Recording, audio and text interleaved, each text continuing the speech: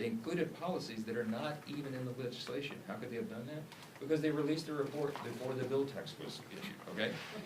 And most of the media ran with that, okay? And I'm just going to say this to my friends in the media, on the Hill Press Corps in particular, right? If you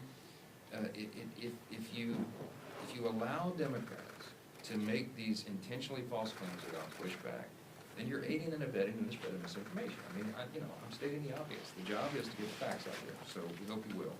We said repeatedly, we are protecting Medicaid for the people who need and deserve it. This program is an essential lifeline for our most vulnerable Americans, pregnant women, single mothers, low-income seniors, the disabled. That's who Medicaid is intended to be for, and that's who we're protecting. While we're eliminating fraud, waste, and abuse to improve Medicaid. These are reforms to restore and preserve the system so that it doesn't collapse on itself. That means ensuring illegal aliens don't get coverage meant for Americans in need. It means implementing work requirements to ensure that adults who can work but refuse to cannot keep cheating the system. We're going to continue to call this out, and we're going to put the facts out there, and the people are going to be able to judge it for themselves. With that, I'll take a few questions. Start with If the president were to accept an airplane from the Qatari government, should Congress have approval over that kind of gift? Look, I've been a little busy on reconciliations. I'm not following all the twists and turns of the Qatar jet. I've certainly heard about it. My understanding is it's not a personal gift that the president is a gift to the United States, and other nations give us gifts all the time, but I'm going to leave it to the administration. They know much more about the details of that. Okay? It's not my lane. Mr. Speaker, you were very critical of President Biden and his family's foreign business dealings. You supported an impeachment inquiry as a result of it. Are you equally concerned about President Trump's family's business dealings, especially given the fact that he is in a region now where his family has billions of dollars of investments in Doha and Saudi Arabia, and the fact that he has a crypto business now where he's auctioned off access to the White House for the highest bidder in his meme coin? Look, there are authorities that police executive branch ethics rules. I'm not an expert in that. My expertise is here in the House, okay? I'll say that the reason many people refer to the Bidens as the Biden crime family is because they were doing all this stuff behind curtains, but in the back rooms. They were trying to conceal it, and they repeatedly lied about it, and they set up shell companies, and the family was all engaged in getting all on the dole.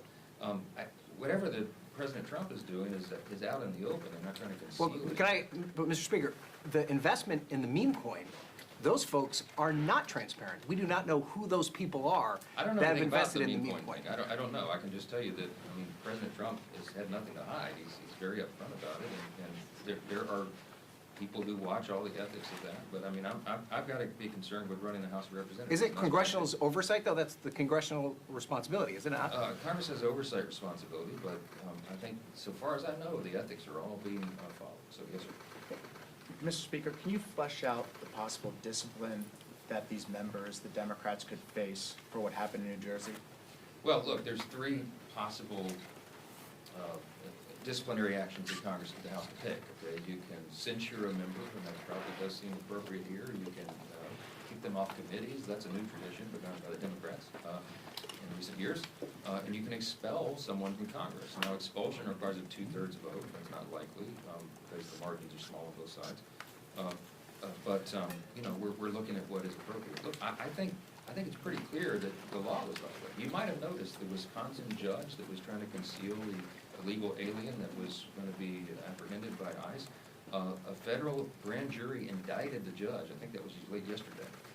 And I'm told that she'll be brought up on maybe facing potentially 6 years in jail and $350,000 in fines because she obstructed the proceedings, obstructed justice, and was engaged in other activities. So look, what these House Democrats did is in that same lane, the same vein of what the judge is being indicted for. So I think there's some legal ramifications to play out here, and we'll see how. Does that mean expulsion on the table? We're talking through all the possibilities. Yes, ma'am. Thank you, Mr. Speaker.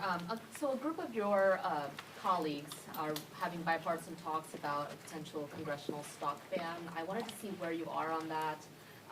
If that's going to move ahead. I know that they're working to get something that's going to have broad consensus. Yeah, you want me to tell you my honest opinion on it? I'm in favor of that because I don't think we should have any appearance of impropriety here. Okay, but the other side of it, some people say, Well, look, you know, the salary of Congress has been frozen since 2009. You know, when you adjust for inflation, a member of Congress today is making 31% less than they made in that year. It goes down every year, and over time, if you stay on this trajectory, you're going to have less qualified people who are willing to make the extreme sacrifice to run for Congress. And it's just people just make a reasonable decision as a family on whether or not they can come and you know, watch their residents here, residents at home, and do all the things that are required. So the counter argument is, and I have some sympathy, look, at least let them like engage in some stock trading so that they can continue to, you know, take care of their family. But on balance, my view is we probably should do that, because I think it's been abused in the past, and I think, sadly, a few bad actors discolor it for everyone. And look, we have no tolerance for anything even resembling insider trading or any of this kind of advantage that anybody could take. Zero tolerance for it, and we'll stamp it out ourselves. So that's why I'm in favor of the policy, but I understand people that have misgivings about that. You know, so we'll see where it lands. Last Yes, question. What's the latest on salt? You have a new number that would break the deadlock. I'm not telling you that. No, but let me say this on salt. Look, we have the people of very deep, everybody's in good faith. We're working through it. We worked through it. I mean, I was working on it up to about 1:30 last night, okay? We're getting closer, and but there are basically two different factors: red states and blue state folks, right? We got more red state folks in our conference, and they have concerns about it. We have blue state people who have realities they've got to deal with at home, and they need some relief for their constituents. So I am trying to be the sort of the neutral umpire in the negotiation and build consensus, so I won't come out here and handicap it and tell you numbers and all that, but I will tell you, I'm absolutely confident we're going to be able to work out a compromise that everybody can live with. Look, when you have a bill this big, with this many pieces and this many components and this complex and comprehensive, virtually no one's going to be 100% satisfied with every piece of the bill. It's just not possible. Everybody's having to give a little, and they're willing to do that because they know the stakes are so high, as my leaders here have articulated. So we'll get there. We're going to get this done, delivered for the American people, and I remain as confident today as I was when we started this process. So thanks so much.